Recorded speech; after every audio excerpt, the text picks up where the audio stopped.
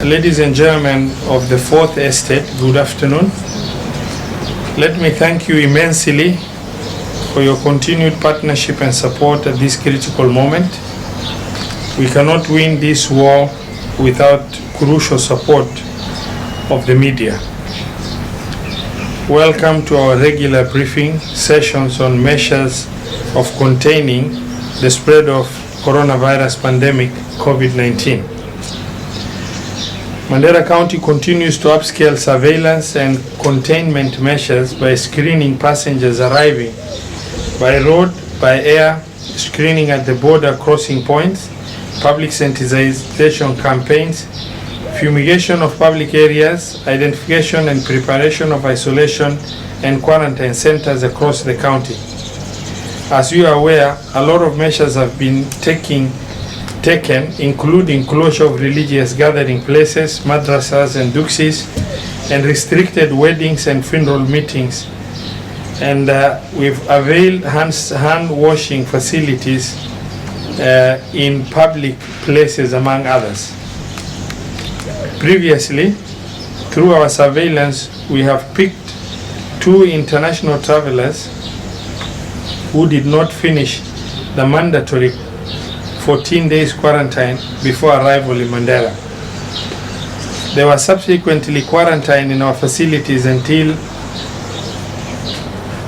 they were released after 14 days and were declared healthy. Also, previously we submitted 5 samples to National Influenza Center in Nairobi, and the results were all negative. On the 5th of April 2020, at around 11 o'clock in the morning, a call came through our county hotline from a private health facility in Mandera town, indicating the presence of 2 persons with flu-like symptoms and fever. Our COVID-19 response team picked up the two persons and isolated them at Mandera County Referral Hospital Isolation Facility. The entire family contacts of the two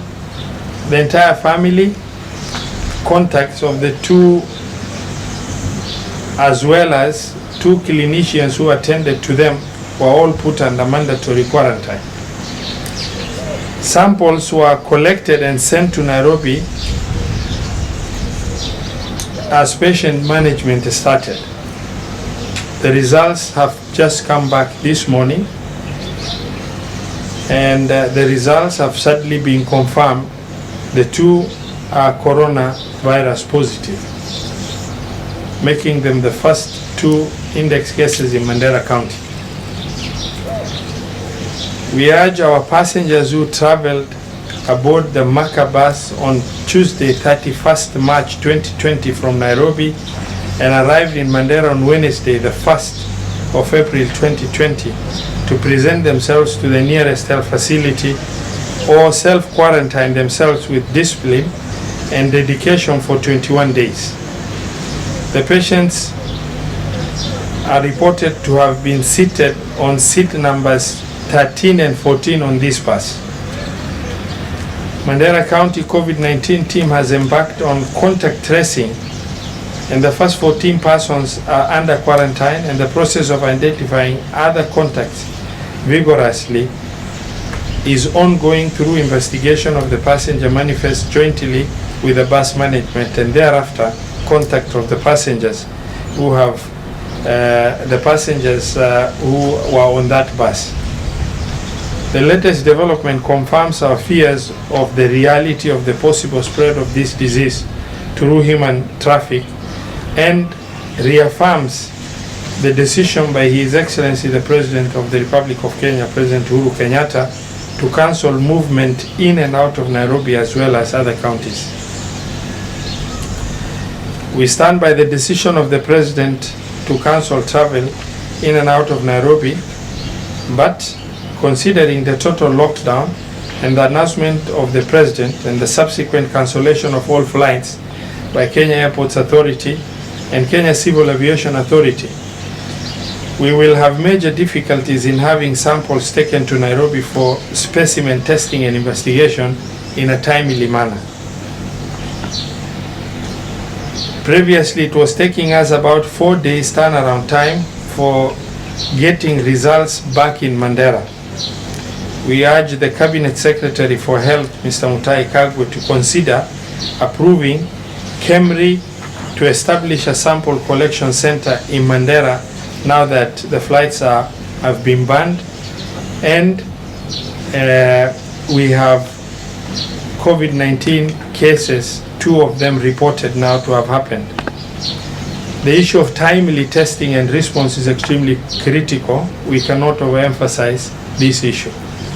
And if our capacity to test in time does not happen, the risk factor is going to increase, because the longer it takes for us to test, the longer the contacts are going to increase. Going forward, I would like to ask all our non-state actors to coordinate their activities with the committee co-chaired by the County Commissioner, Mr. Onesimus Kiatha, and the Deputy Governor, His Excellency Mohamed Arai,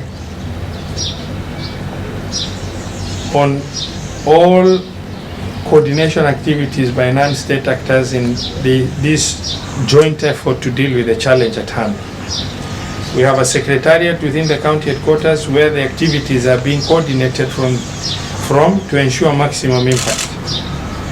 We will extend our preparedness by setting aside isolation wards to cover all sub-counties by assigning trained health personnel and strategic stationing of 3 dedicated ambulances for COVID-19 evacuation and referrals. We continue to face major challenges with enforcement of social distancing, especially in the public transport and trucks ferrying quarry workers. This poses huge risk of spreading the virus, and we request the police to enforce social distancing as required. Finally, we urge the public to stop all non-essential travel within the county. Thank you very much.